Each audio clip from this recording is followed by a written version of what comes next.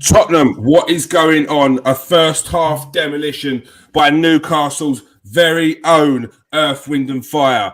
Jacobs, Matthews, Joe Linton, boogie dancing all over your defence. It was embarrassing. Sting was there, but not even the police can help you. We've got Smudge dropping bars on Arsenal's behalf, and he wasn't wrong because it was a second half encore from Earth, Wind and Fire as they were singing, "Do you remember when Wilson scored in September and he scored again today?"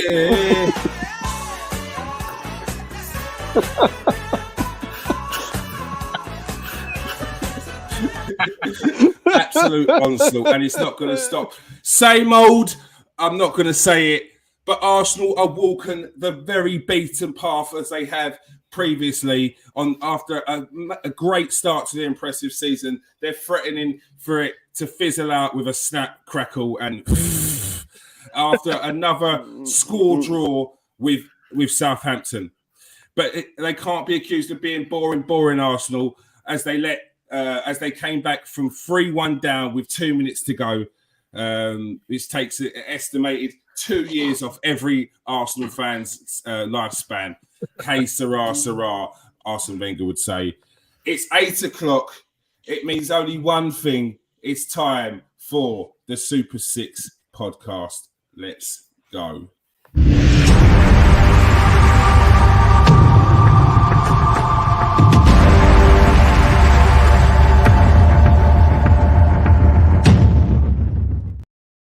Welcome to the Super 6 podcast. I'm your host, Kieran Stewart. I'm joined by Steve K, Nathan Ellerton, and Farron Callan. How are you doing?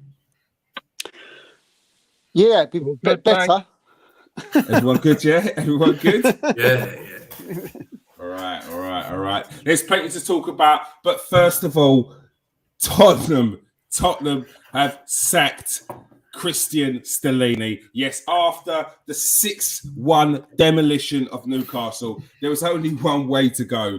Let's start with Steve. Steve, are you surprised by this?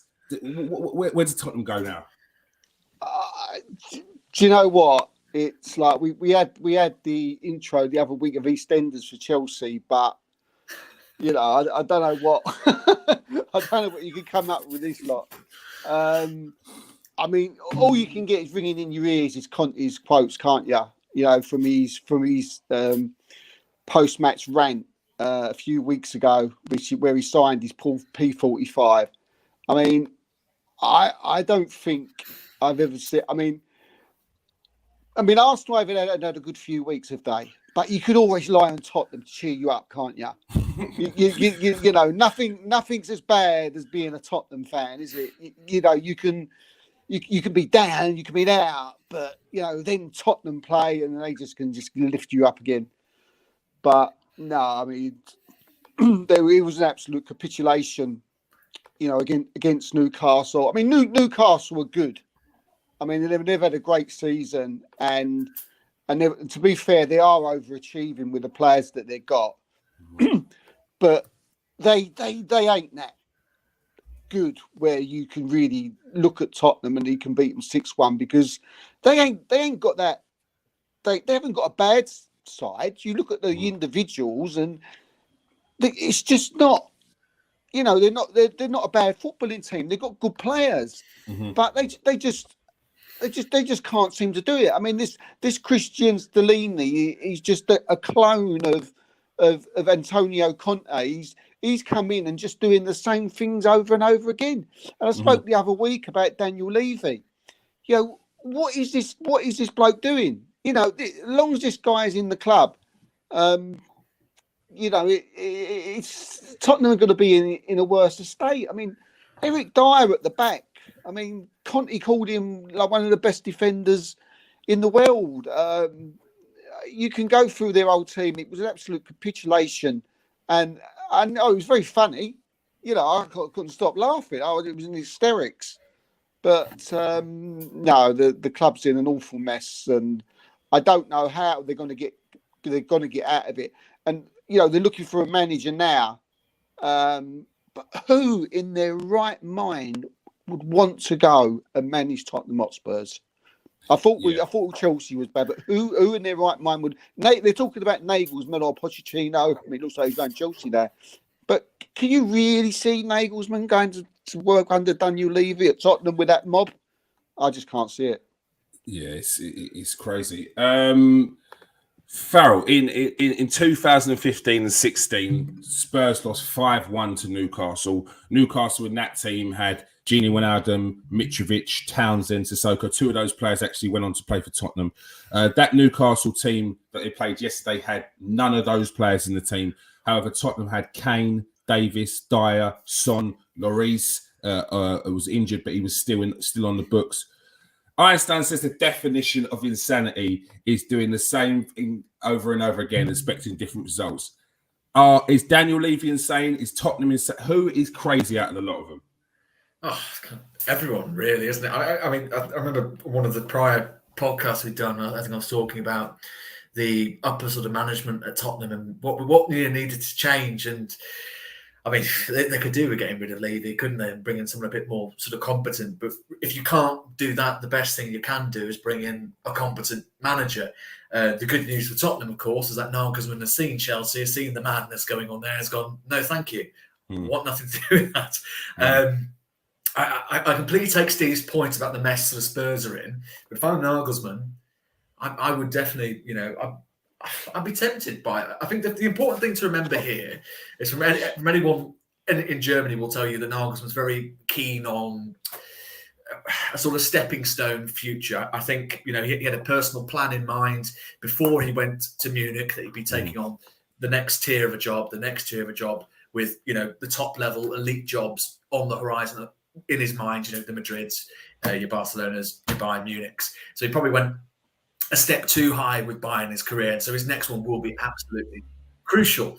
I think he would be tempted by Tottenham in a sense of, I think they would give him a lot more time than say at Chelsea for starters. I think you can understand that from, despite having the conversations, and from what I understand, certainly the conversations seemed to go well with Chelsea in the sense that they were impressed with what he put on the table, more so than what Luis Enrique put on the table. But obviously he's had a bit of a deeper dive into the situation and gone, absolutely no thanks. So I can't really see Levy going anytime soon, though I'm sure that's a situation Tottenham fans would welcome. But they just, from top to bottom, their recruitment as well, for one, I mean, the problems are obvious. They need another top class goalkeeper. We don't know what's happening with the Kane situation. Is he going to stay in England? Is he going to look over what's happening over in Munich? And obviously Tuchel's a fan. Apparently Tuchel's going to be given money this summer by Bayern. I'll believe it when I see it. But yeah, you just need a quality manager. Again, I'll go over to Liverpool example. Look at where we were in the aftermath of Brendan Rodgers. And the team Klopp inherited, we really trusted our sort of data-led recruitment, and everything sort of, we turned things completely around. Nathan, would Nagelsmann be crazy to go to Tottenham, or do you think there's that certain level of ego that every sportsman, every professional manager will have, where he thinks that he can make a change? To be fair, anyone who goes in there now at the moment is gonna have a job on their hands to keep the club, the results kind of respectful, because defensively they're poor, very poor. They've been that for a little while now, and it just shows how hard it is to get it right at the back and also get that cover in front of the back four in today's game. And they're struggling for it because they've got the attack, they've got all the attack in the world, but just that at the back, they've not fixed it yet. And you can see it's very difficult. As I've said, like, who can they actually even go for that you can go, yeah, they're going to shore it up. And they want to go Tottenham over the bigger teams. I think Tottenham are going to struggle. And even if they do, like I said, there's still games to go this season. So if a new manager was to come in even now, they still got games where they're going to lose big. They're just going to lose big because that's how they are. They'll score 2, let in 2 in the next 10 minutes, or 5 in the next 20. So, it's just the way things go with Tottenham. And it's just it's a nightmare situation for them. And it's a nightmare situation for any manager. It's a good project, but will someone be allowed to come in, lose big for the next few games, and then it's like a bad start? No manager wants a bad start like that either, do they? So I just think whoever's coming in, it's going to be a nightmare for anyone. So I'd rather someone waits to the end of the season and tries to get in then with money to go and buy whoever they need to buy. They need to prepare to get them players in ASAP for pre-season. And that's what, whoever it is that's going to come in, I'm sure they'll be waiting for the end of the season. But can I just say, kids? Can I just say though?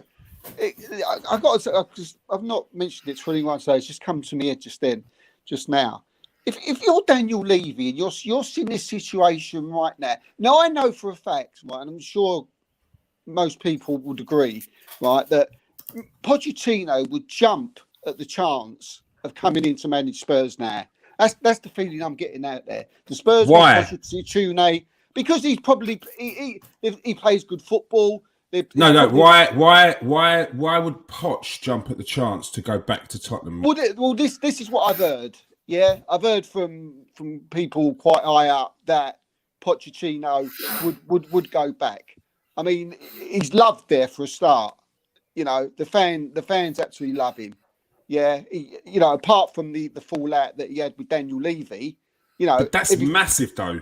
It is massive. But there's got to be a time when, even if you are Levy, you've got to bite the bullet and you've got to do the best for your club.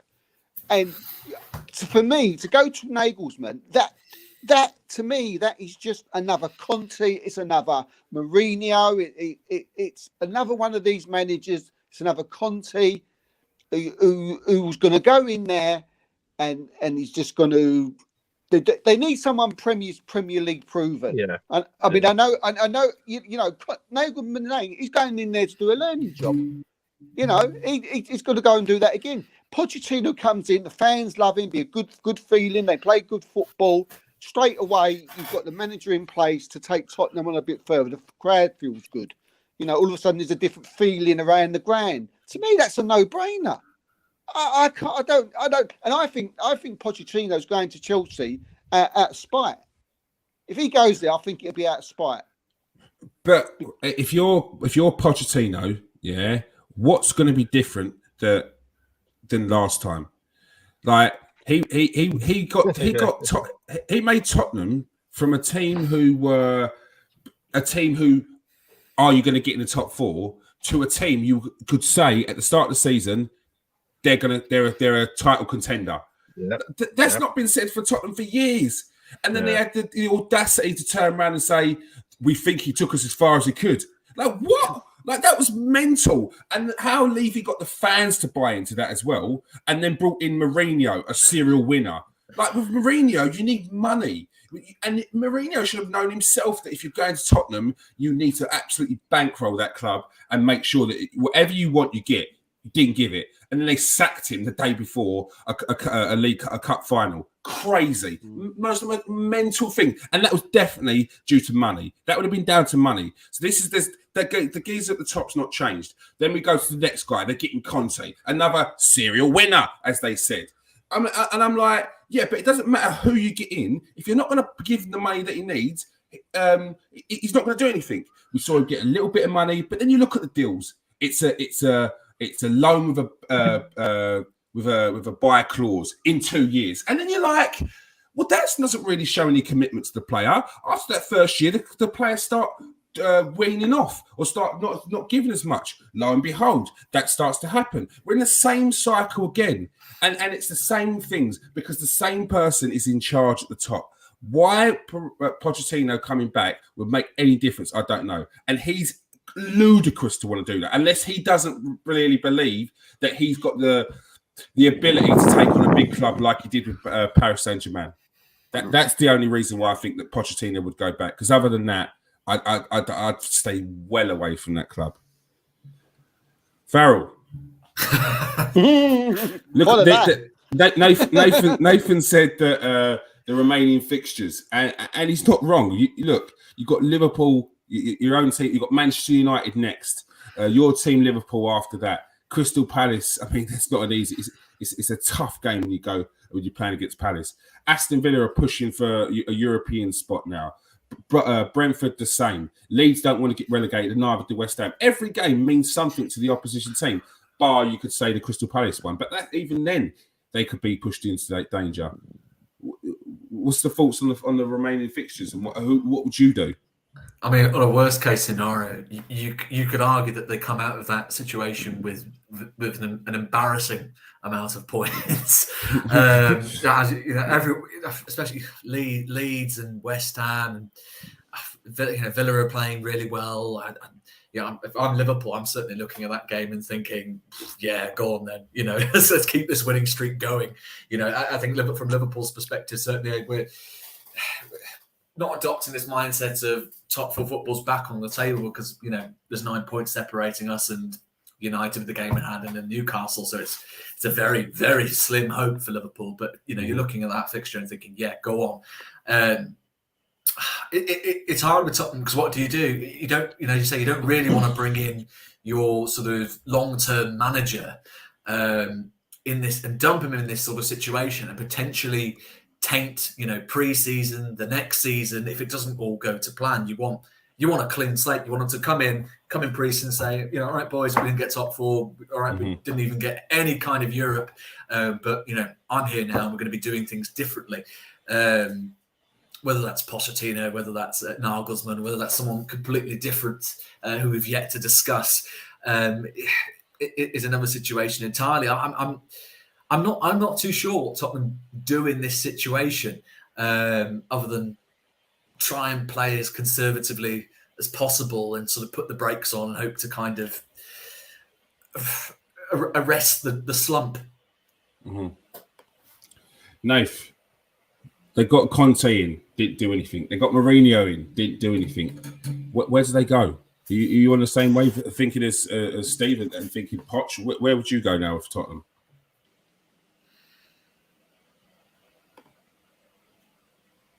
All right, Nathan's frozen. Oh, there he is. Can you hear me? Yeah. Can you hear me? Yeah, I can hear you. Where would you go? Next to me? Tottenham? I can hear you. Oh no. Give me a second. Put me on after Steve. The sound's gone. The sound's gone. 1 sec. Steve, you say they've gone Poch. I'll go back to my question there. What difference does so Poch goes in back to Tottenham? What does he need to know that there's going to be any different? Because from what I gathered, the working relationship got too much. That's what it came across as. Yeah. Poch was saying what he's saying, where he essentially saying if I win this, it's us time to move on. And it felt like he was frustrated that he wasn't getting back in the transfer market. He got that once. He got that the centre midfielder from Lens, the French player. But he didn't do it. And it felt for me it was almost as if you got your player in and you ain't done nothing, and then you got the sack. Like, where does he go? What does he do? Why would Poch come back? He's got to have the free reign. He's got to go in there. Any manager, it doesn't matter if it's Poch or anybody, but talking about Poch, he's got to go in there and say, look, you've got to give me full run of this football club. I'm the one who, with whoever the sporting director. Well, that's a laugh at the moment, isn't it? Sporting director. Yeah. I mean, he's there we go again. It's something else. Yeah. So there's got to be whoever the new sporting director will be, and they've got to, like Arsenal. Arteta and Edu, and give them the full reins of running the whatever's going on the football pitch. I'm fed up with these chairmen, these Daniel Levy's, these Todd Bowley's. You haven't got a clue. You don't know nothing about football. I could go and sit at your desk and run your football clubs better than that you lot can. Yeah, and I'm really confident in saying that. Any of us could. Absolutely any of us. You can't. These people do not know how to. They're not managers. They're not coaches. They've not played football. They haven't got a clue. You know, they've got to give the reins to the sporting director, and Pochettino's got to, whoever manager it is, has got to go in and say, I've got to have full run. Because if that don't happen, then you're just, you know, setting your club up for more failure. And you'll just go further down the table. And that's what's happening with Chelsea. And that's what will happen with Spurs and all. There's something to be said about clubs and their DNA, I think. You know, I really do think there's something about it. Tottenham have had the DAA of always having this certain type of manager who plays a certain type of football. You know, It's no coincidence that they had Mourinho come in, they had Conte come in, they had Nuno come in. Disaster. Pochettino was there. Harry Redknapp was there. Two managers, probably the most successful managers of all times, played a totally different way of football. They bring three managers in with a totally different way of playing, and it just don't work. Don't ask me why. Coincidence, but it just don't work. Same with Arsenal. With Arsene Wenger came in, a certain way of playing football, brought Emery in, totally different. Yeah. Didn't really work. Brings Arteta in, you know, worked under Wenger and Pep, totally different, and it's a success. The different what happened with Tottenham, you had Poch doing the Arteta and the Harry Redknapp way of football, but Levy just because they was having maybe a season in progression, they sacked him. And not like Arteta, where you give them 1, 2, 3 years. So they've got to give the managers time, you know, and not just sack. They just go, right, look, 5-year contract, there you go. You know, you're in charge. I'm just going to sit back and run the club, whatever's going on off the pitch. All right. So it's a mess down at Tottenham right now, and they're looking like they could be dropping out of those not even European spots, but the Champions League spots, pretty much drifting away because Man United are well ahead with 2 games in hand on them now, but they're in danger of potentially being overtaken by Aston Villa, and even Liverpool catch them up as well, who has a game in hand over Tottenham. All right, Farrell, time for Liverpool. A 3-2 win over Nottingham Forest. Was there any worry with getting back? Was it a bit squeaky bum time at some points? Yeah, no, definitely. I think it was just. I mean, it was absolutely ridiculous. And if you saw the game, but like Liverpool just didn't seem to know how to deal with their long throws. It was absolutely insane. I mean, likewise, I think on Forest's end, they didn't really know how to deal with our set pieces. Thankfully, I think all 3 goals were direct, more or less the indirect or direct results of set pieces. But, you know, I think there was a lot to sort of be impressed about with Liverpool, especially, you know, seeing player, you know, like Diogo Jota, who, you know, went a full calendar year effectively without scoring a goal, and now he's on something like 4 in his last 2 or 3. So you know, it's exactly, you know, given that we've kind of struggled in that department for various reasons this season, it's very promising to see him back in the goods, and you know, Salah with the winner. I think given how our last meeting with Forest went, you know, it's a similar sort of situation. Liverpool started well and then just, you know, faltered and fell off a cliff. This was just a completely different performance. You know, we properly sort of stuck in here and sort of grafted for the win. It's been a pretty sizable turn. I know plenty have been critical about the game, and rightly so, but it's still been a pretty sizable turnaround from Liverpool, thanks in no small part to the tactical tweak with Trent giving the freedom to roam up into the midfield and display his creative attributes. I'm quite encouraged. All right, and since the last time you was on, there was a 2-2 draw against Arsenal as well. What was your thoughts in that one? Obviously, you came from 2-0 behind in that game. Arsenal widely criticised for dropping points in that, and they should have seen it through. What was your thoughts in that one? I think Granit Xhaka to thank for that. No. Sort of stirring up the crowd. Do you think that's a thing, or do you think that in that game that the Liverpool crowd would have got up for the game in anyway, and that was just a point of reference? I think I don't know. I think it definitely helped. I think it'd be unfair to go say, well, you know, if that doesn't happen, Liverpool lose the game 2-0. But I think you can't look at that and say, I point to a similar situation I think it'd be a couple of seasons ago, where I think Mikel Arteta and Klopp's spat on the touchline, and Anfield sort of gets up on its feet, and the atmosphere sort of changes, and Liverpool sort of drill into Arsenal. So I think you can't solely thank it, but I think it definitely played its part.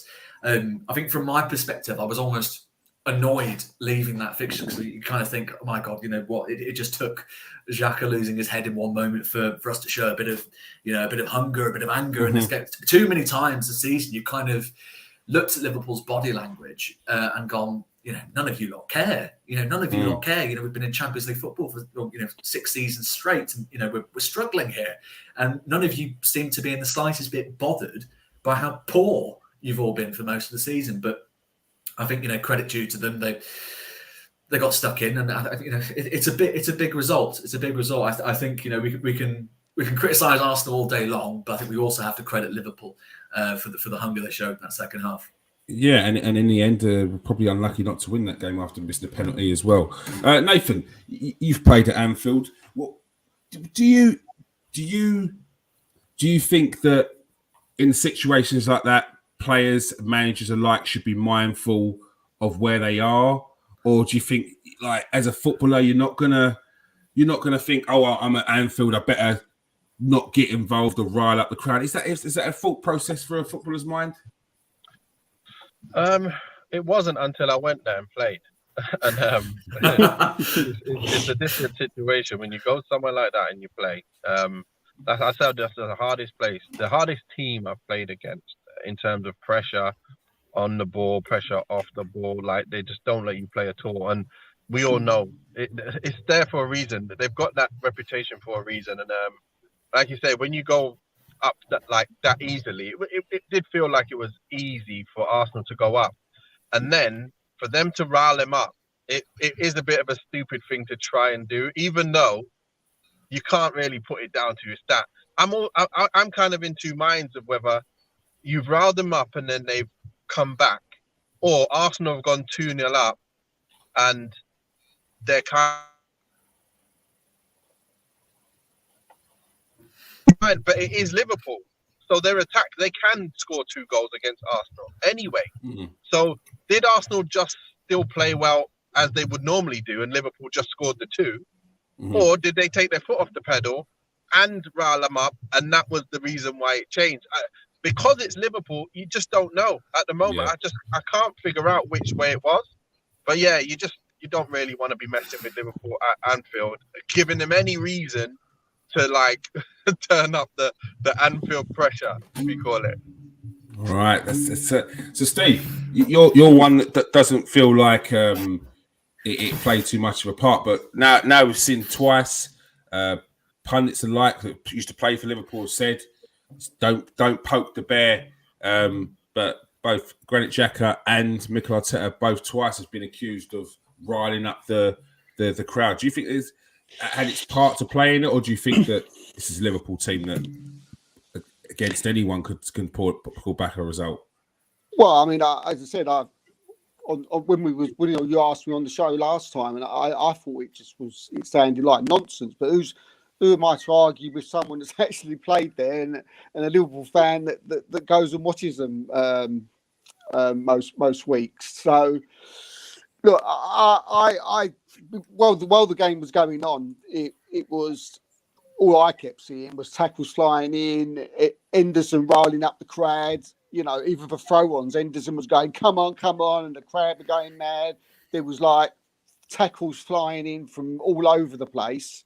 So there just seems to be so much going on, and it seems to be, especially Henderson was the cheerleader right from when Arsenal went 2-0 up to get the crowd up. So for me, I found it, I could not understand why someone would have said that particular tackle was the reason why they went on and got 2 more goals. I think it was I find that crazy. Culmination of different times as well.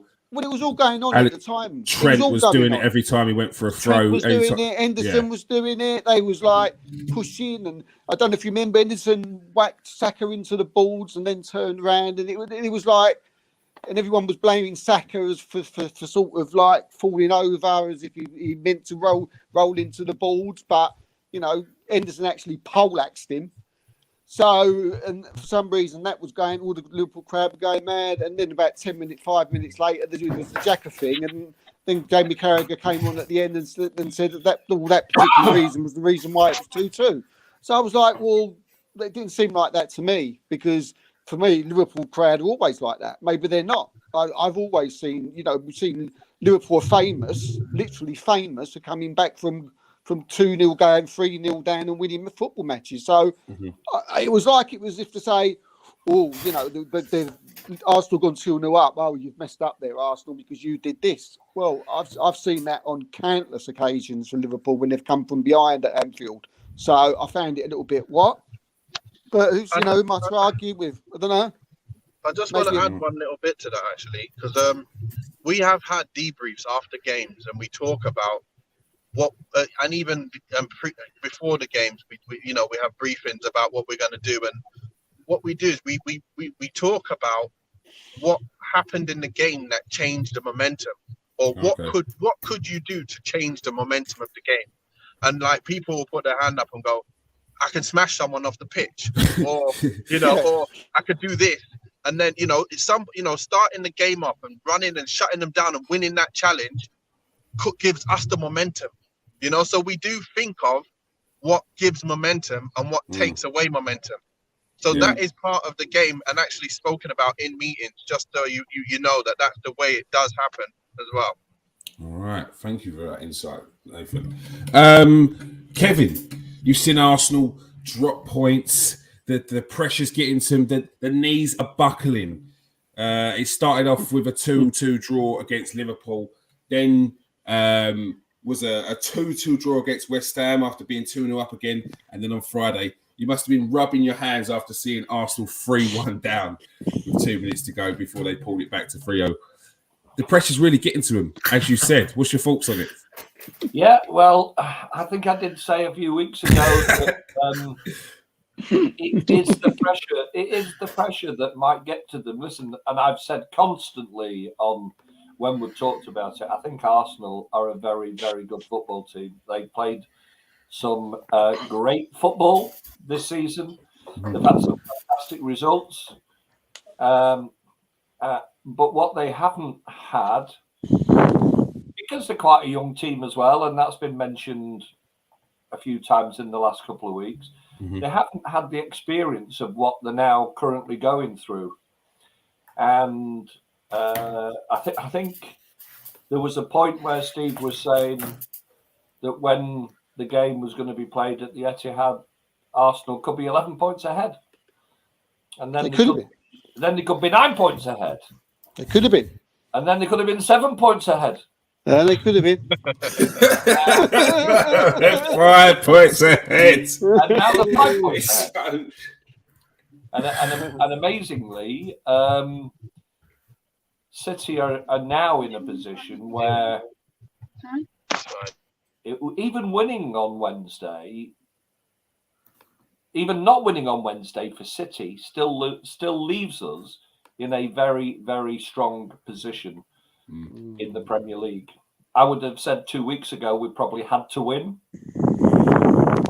and now we don't, because after Wednesday, if that turns out to be a draw on Wednesday, we'll still only be 5 points behind them.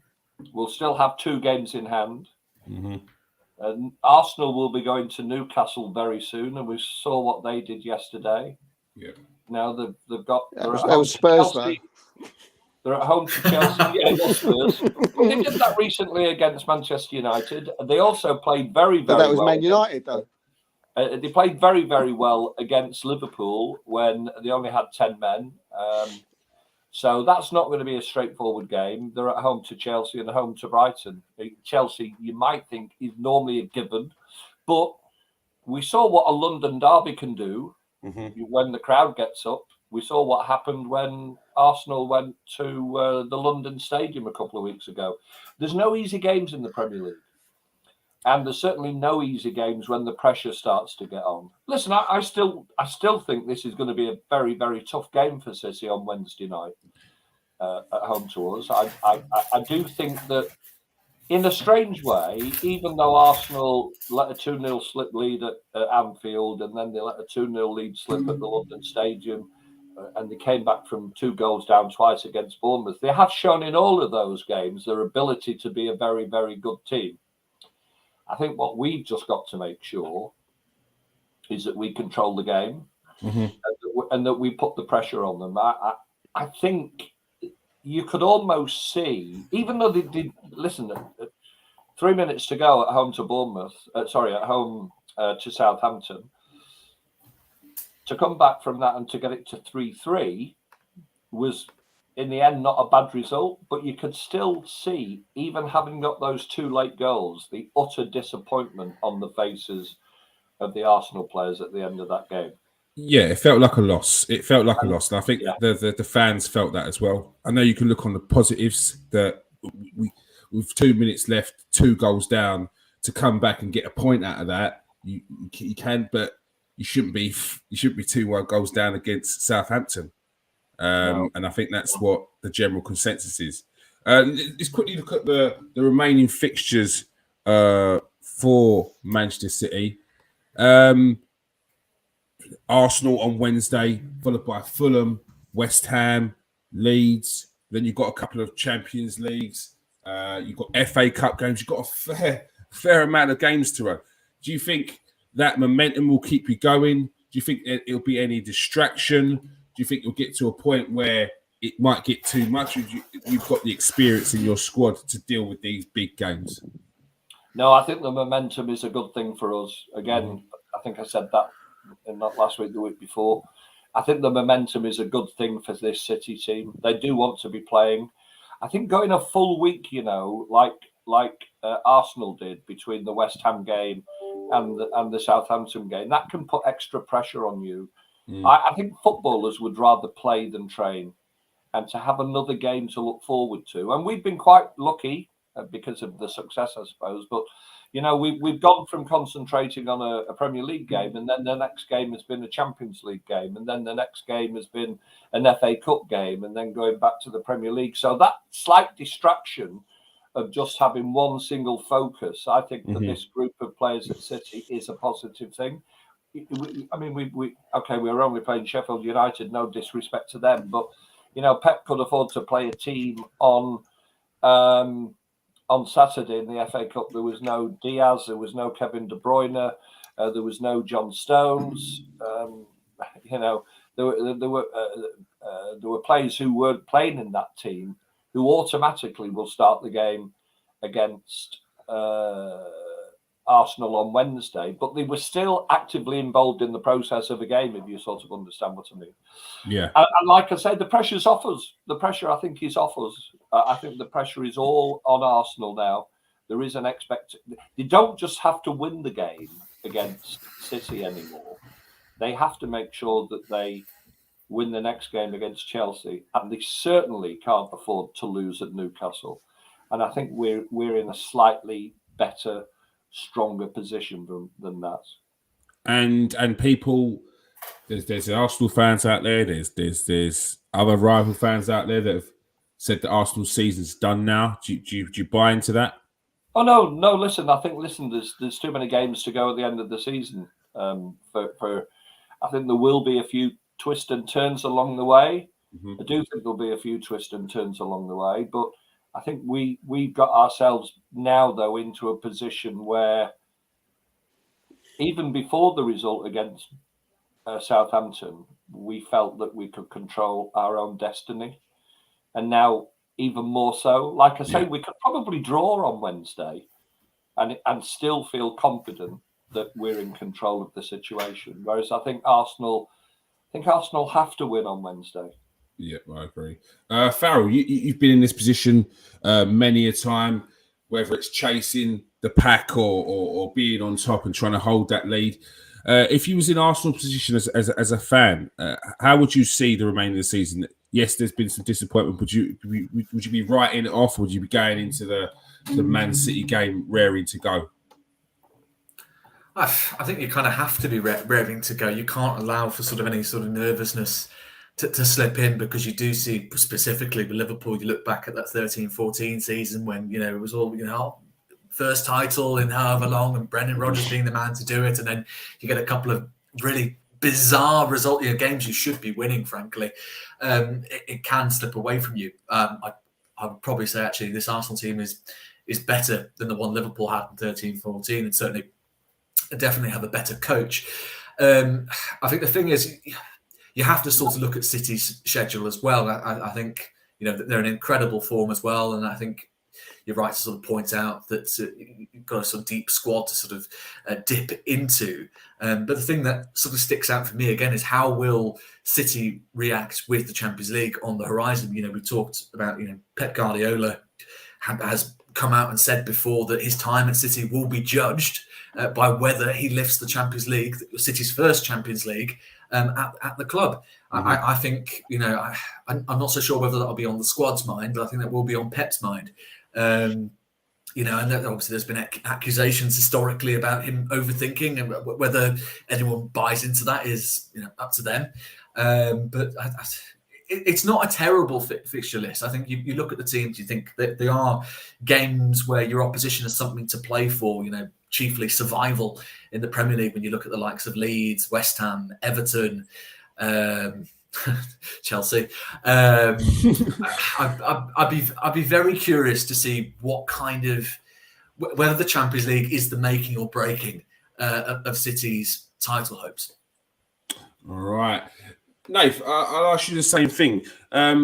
If you was in this position as an Arsenal fan or even as a player, what's your thoughts? You just got to go in one thing. You just got to try and win the game, surely, isn't it? Yeah, 100%. Look, I would be saying, look, we've been winning all our games all season. I know we've lost a few now, but we've got to hold it now and go into that game versus City now, saying, look, that's the game. If we win this game, it's still in our hands. If we don't win that game, obviously they've got a bit of an advantage on us. But City have got the ability to win all their last games, and so has Arsenal. So for me, it's that the game versus them is the game. Whoever, if there's a winner in that game, it's back in their hands. Whoever wins that game, it's in their hands.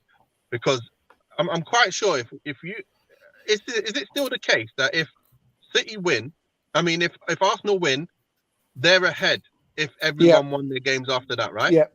Yeah. It's still that case. Yeah. I think there's 1 point in it, isn't there? Yeah. So yeah, that's what I'm saying. That game there is everything for Arsenal this season. It shouldn't have had to come down to this, but we all know what it's like when it comes to that. After January, we've heard Rio Ferdinand saying it in the past. When the teams that win leagues, they don't even look at the table until January.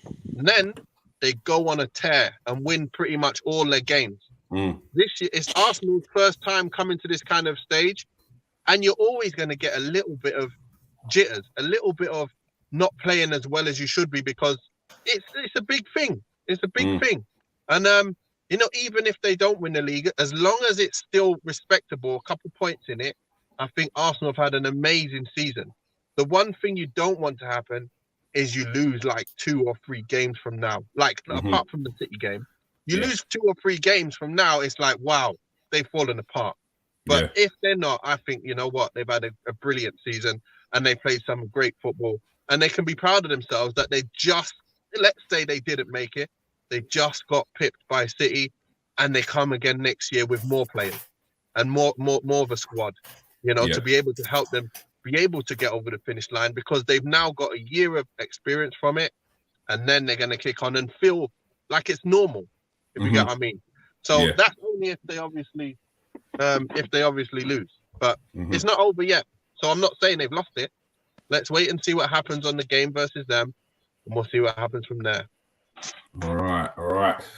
Steve, one thing Nathan said there, which you don't even hear from our own fans, is if Arsenal lose, then they've got to. So he wasn't even talking like if Arsenal lose, it's over. Yes, it's massively in Manchester City's favour, but it shows that Man City don't automatically win these games. You've got to go out and put the effort in and put the work in, and they've got a lot of games to play. What's your thoughts for the end of the season for Arsenal, Man City? Well, I mean, we're talking about. I mean, even rival fans, even I don't think it was Farrell or Nath said just then. We said that Arsenal have lost games, but Arsenal haven't lost, have we? We still haven't been. We've been beaten. It feels like Arsenal have lost football matches, but we haven't lost football matches. We've got a lot of hard fixtures to come. And so Man City. I think the fixtures that Man City have got come. I think a lot of people are harping more on who Arsenal are playing. And obviously, as an Arsenal fan, I do look at Manchester City's fixtures, and then they're not easy. I wouldn't want to play. They've got Everton, got to play Brighton. They've got to play Fulham. I mean, they're playing teams. They're playing teams at this time of the year you don't want to play, right? So it's and that's evident in all seasons of football that we've watched. That you get to a type of time of the year and there's certain teams that you just do not want to come up against, and we've already said that City have got to play an FA Cup final. They've got to play. Mind you, I don't know if that's after the season, but they've got to play Real Madrid twice. So there's a lot of pressure on Manchester City for me anyway. I look at it a little bit different. I mean, I haven't played football at Nathan's level, but I've played it at quite a decent level in my time. And the word of this pressure that I keep hearing, well, I'm looking at Arsenal's games. I mean, let's talk about some facts. I don't think Arsenal are under the pressure. I really don't. I think other clubs from other teams want us to be under pressure, and I think they're looking at it. Do you not feel like Arsenal have shown that they've put them, that the pressure's getting to them when they go 2-0 up against West Ham? So what would you put that down to? Arrogance? Mistake, yeah. Arrogance, mistake. I think that it's not pressure. What I'm seeing from Arsenal is that they think we're going to go to Liverpool and wipe the floor with you. We're going to play Aston. We're going to play West Ham, and we're going to wipe the floor with you. We're going to play against Southampton, and we're going to wipe the floor with you. So how do they get this? That's not a team under pressure, is it? Okay, but how do they get they clearly need a happy medium, because that level of arrogance is derailed their season. They have, but it's not pressure, because when you're playing against Liverpool and you're going to literally tear them to pieces for a whole of the first half, you can't say, well, they've gone to Liverpool under pressure. And you don't just change in the middle of a game and decide all of a sudden, now I am under pressure. You go at West Ham, we wiped them clear. We made a mistake, penalty, stupid mistake. Yeah. And it does give us a draw. At Southampton, ridiculous mistake. And it ended up getting us a draw. But in that West Ham game and in that Southend game, it was like, right, from the West Ham game, we still should have gone on and won it at the end. There wasn't pressure. And against Southampton, when we went 3-1 down, we thought, oh, God, we're arrogant. We've made mistakes. So they've gone out there and gone and said to themselves, we're better than this. We can score 2 goals against Southampton. That's not pressure. That's not if they've gone into... That's not a team that are fearing teams. That's a team that are going, we've made a mistake. We may have looked at it, like you just said, arrogant, and they've gone there. I genuinely think, right, all the pressure now is on Manchester City, right? Because everybody I talk to is saying Manchester United are going to win the title. Everybody's saying Manchester City are going to go and win the FA Cup. Everybody's saying Manchester City are going to go and win the Champions League. Do you know what? If Man City, if we don't win it, I hope they do the treble. I honestly do. Right? But the pressure is now on Man City for me, because everybody's looking at Man City and they're saying, you've got to beat Arsenal on Wednesday. If Arsenal don't beat you, you've got to beat them, because you're expected to beat Arsenal Wednesday. Arsenal are going up there to just do their thing. Man City are under the pressure. Man City have got to win now. And some people are even saying that if Man City, I hope they win the quadruple. I really do if Arsenal don't. But you could say that maybe their season's going to be a failure. if they don't win the league or the Champions League. You know what? I just want to mention something on that. You just said they're under the pressure. I think the only thing that City are under pressure on is winning the Champions League. I think the others, I think everyone's calm. Everyone's calm and collected. Same way they haven't won the Champions League, and it's that feeling of something's going to come into it other than their ability. It's the mentality. Same with Arsenal. They're under pressure because they haven't done it yet. Yeah. And that's where the mentality side comes into but it. Nate, That's where that, the league for you and the Champions League for them, they're the two pressure points. The rest, the whole country now, the whole people who are watching the Premier League, a lot of people don't care about the Champions League. The whole country is now looking at Man City and saying, you should win the Premier League, boy. You should beat Arsenal on Wednesday, and now you should go and win the league. And then if you don't, surely that's pressure, isn't it? Yeah, but okay. There's one thing having pressure from other people, and there's another thing putting pressure on yourself. And I don't believe the pressure that Man City will be putting on themselves will be on the Premier League. I think they've been there, they've done it. They're gonna go blinkers on. Okay, this is how we win the Premier League. We go each game, we do this. We do not deviate from this. We go this. This is what we do. Bang! We just beat Leicester City 3-1. Okay, we're on that. Now the Champions League, and I think that's how they're taking it. Each way. But I do agree the Champions League is the one that they will feel the pressure on. Once they start getting to the latter stages, that's when the pressure starts coming onto them. That's what I believe. I don't believe that it's so much on the Premiership, on the Premier League. All right. We've got to get to the other clubs quickly. Let's look at Liverpool's remaining fixtures. Farrell, one question I have. What makes... No, I'll put it a different way. Do you feel that it's realistic to expect Liverpool to bounce back straight away next season and get to those Champions League spots, or even potentially go for the league? Do you think it's realistic? I think things can change extremely quickly. You look at the season Arsenal, have just had. Bear in mind, we're talking about a team. We're talking about a manager that everyone was saying, "Oh, you need to get rid of him. You need to get rid of him. He's not doing anything. He's gone." Arsenal have gone from that situation to now competing for the title, and by the way, deservedly competing for the title, having recruited effectively, having played an attractive brand of football. This isn't a fluke season. They deserve to be there, whether they win the title or not. This has still been a remarkable season. So yes, things can change rapidly in football. If Liverpool go this summer, and even without Champions League football, the promise has been made that Liverpool will spend this summer. Fine, we're highly unlikely to get Jude Bellingham this summer because the club have looked at the situation and gone, there's simply too much work to be done in terms of revamping the squad to blow most of the money on even a generational talent like Jude Bellingham. Fair enough. Liverpool can still recruit, and they've shown this historically. Yes, fine. Julian Ward's going this summer. As far as I'm aware, he's working hard behind the scenes. Still, how motivated he is, even though he's leaving the club ahead of the summer window, is another question entirely. But Liverpool still have a team. And this is the thing that everyone forgets. Liverpool still have a team beyond Julian Ward. We've had a team beyond Michael Edwards. Dave Fallows, for instance, very well respected by Jurgen Klopp and very well respected within that community. So I think it could absolutely change quickly. Whether Liverpool are competing to the same extent when they were earning 90-plus point seasons, I think it's possible. I'd be surprised, but not surprised if Liverpool are competing for the title next season.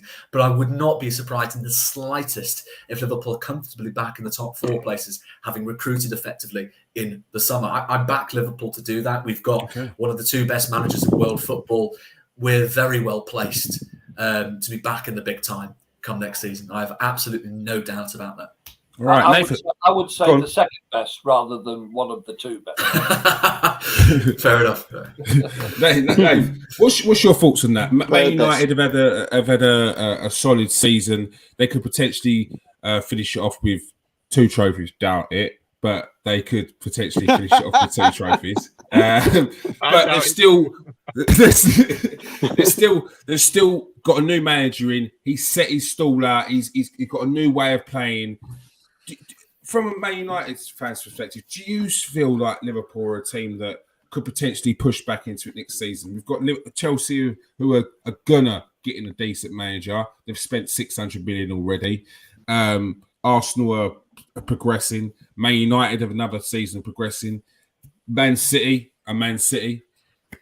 Do you feel like Liverpool are a team that could get into that top 4 next season, or do you think it will take a couple of seasons? No, I think they need to get in a midfield, rejuvenate that midfield and defense. If they can sort that out, they will be back up there because they can score goals. They got no problem getting goals and attacking well. Obviously, they're not scoring at the rate that they scored when Mane was there, but like converting their chances as much. But they're doing enough to be able to get up into them top 4 spots. And I see them being able to do that if they can get in the right players to do that. That's the one place where they struggled since Wijnaldum left. They lost a lot of energy in that midfield. And another year has gone by, and Van Dijk, since that injury and getting older, he's no longer the Colossus he was. So now, them 2 things, they hurt teams massively. And the same way Man United without no Casemiro or Martinez, we have the same issue. But the good thing is when they're fit, we've got them there and we look like a top 4 team. The minute they're not there, we're nowhere near it. Same way what's happened with Liverpool. They don't have them players in the squad, so they're nowhere near it. But the minute they fix that, they'll be right back up there. The one thing that we have to be worried about is Newcastle, with the funds they've got and with the improvements they've been making, they're going to be up there for a while. United, I think, will be up there for a while. Obviously, City and Arsenal already up there, and Liverpool will be the next. I think if they recruit wisely, they'll be in the mix with United, Newcastle, and it'll be Liverpool. Them 3 will be fighting for maybe the 3rd, 4th, 5th spots. I think you guys are kind of clear at the moment, but yeah, I think it's that close to being right up there or nowhere near it, just because of them 2 real important positions. So it's like six spots for 4 teams, or 6 teams for 4 spots. It's going to be tough. And Man United, the remaining fixtures. If you look at the table now, they're sitting in 4th spot.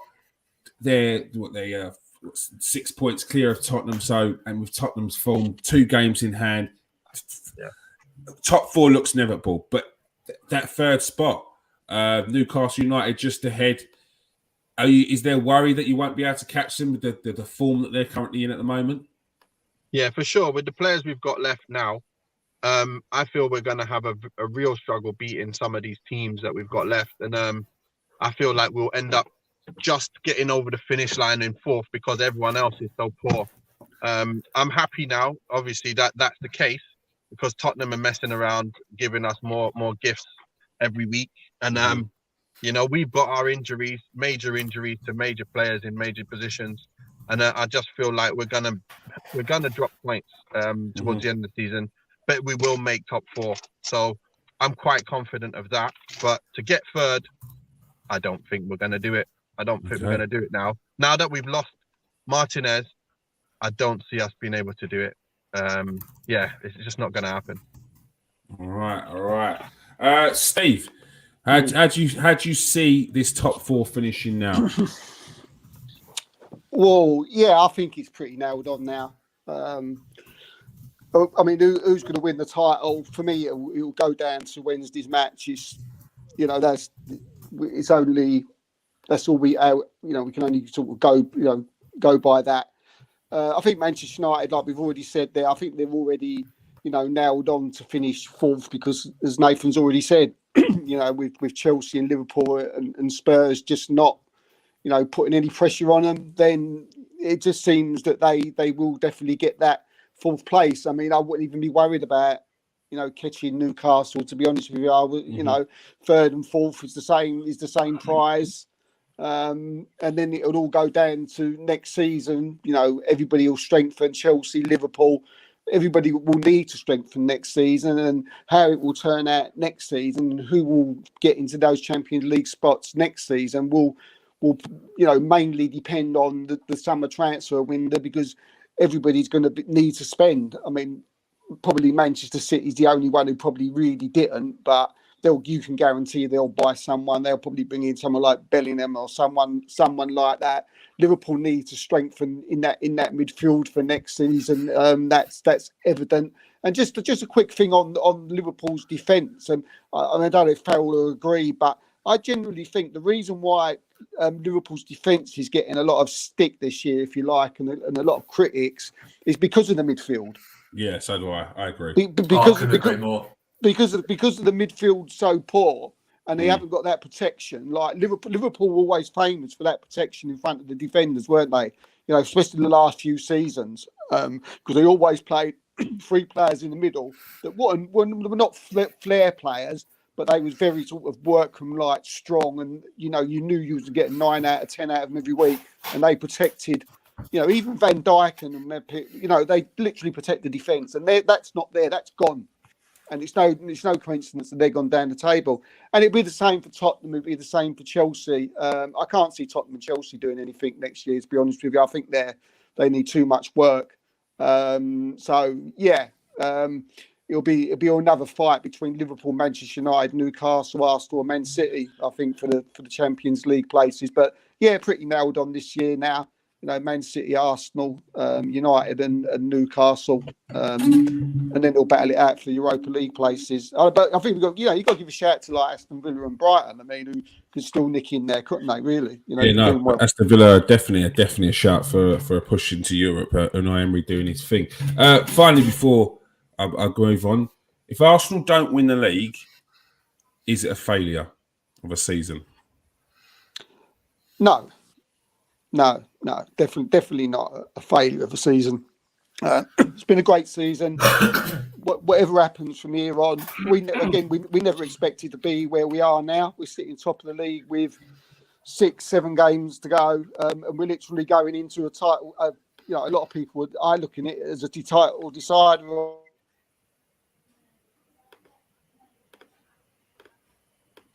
I agree, Steve.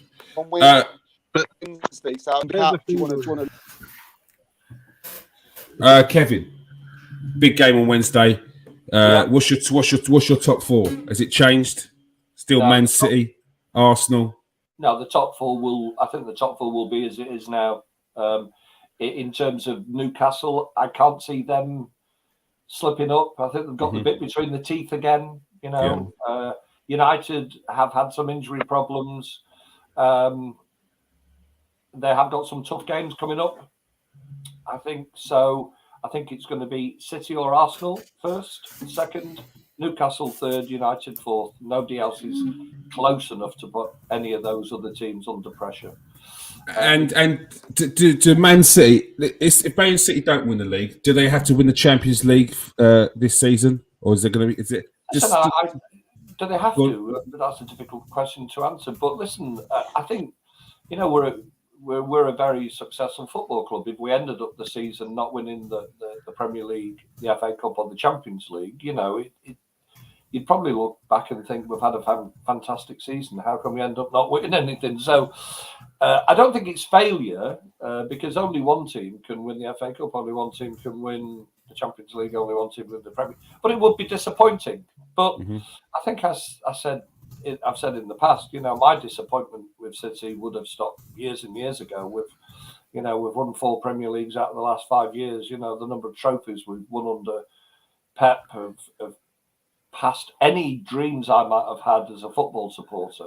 So, and I think in an odd way, that's a little bit the same as the players are. The players do not feel this pressure in the same way. I think that the one thing they would like to win, as a supporter, actually, I would say as a supporter, strangely, I would still rather win the Premier League than the Champions League. Yeah. In an odd way.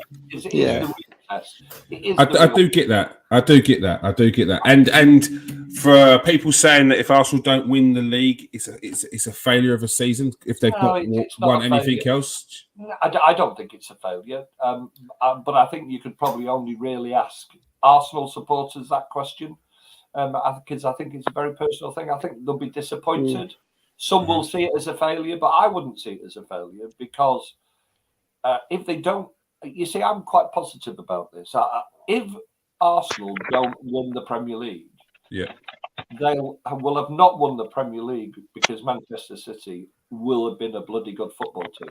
Well, that's yeah. It's So not like we've lost it to a Leicester or something. Do you know what I mean? Like in other years. You know, it's not fair. You know, we've had this conversation about Liverpool. If you look back at Liverpool's record, you can't.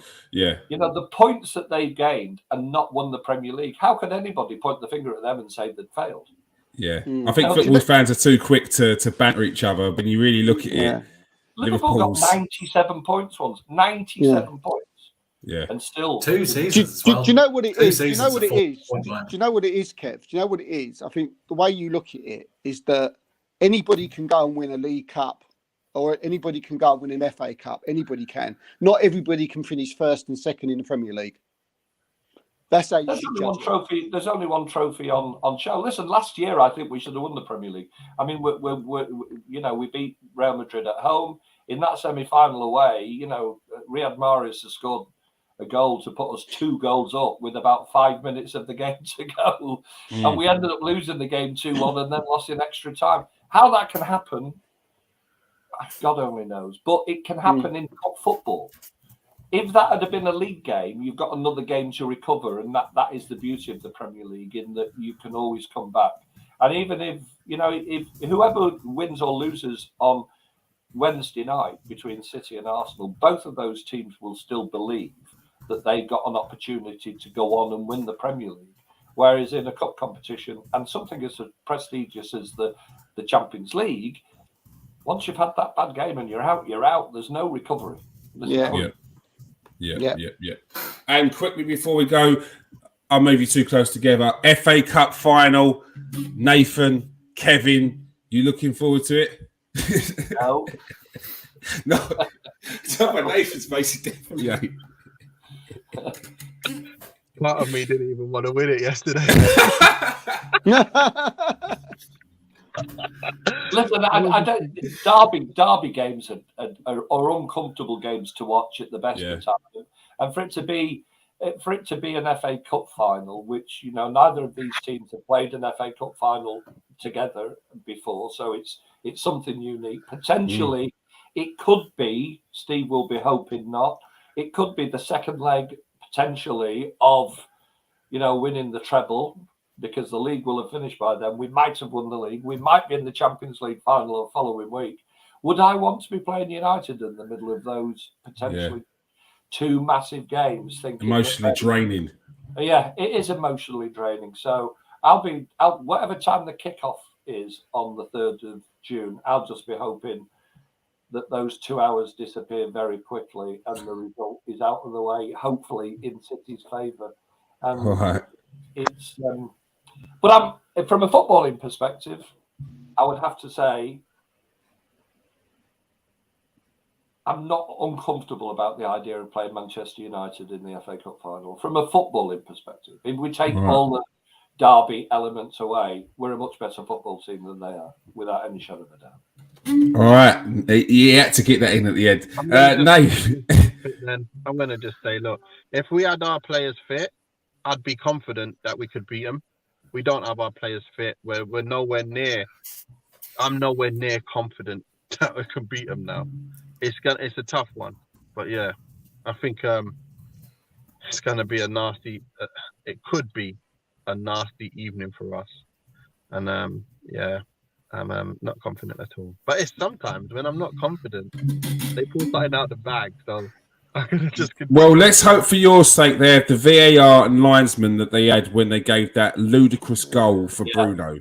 Because hopefully they're down from not winning the title. Like you go and catch. There's a lot of nuances that need to align. All right, that is all we have time for. Thank you for everyone who's joined us tonight. Kevin Parker, Nathan Ellen, Farrell Curlin, and Steve K. Thank you very much. If you are new to the show, hit that like and subscribe button. If you are a regular, hit that like, hit that subscribe, hit that share button, and hit that copy button. Thank you for everyone who's watched tonight. Hit us up in the comment section. Peace out. Stay safe and wash your hands.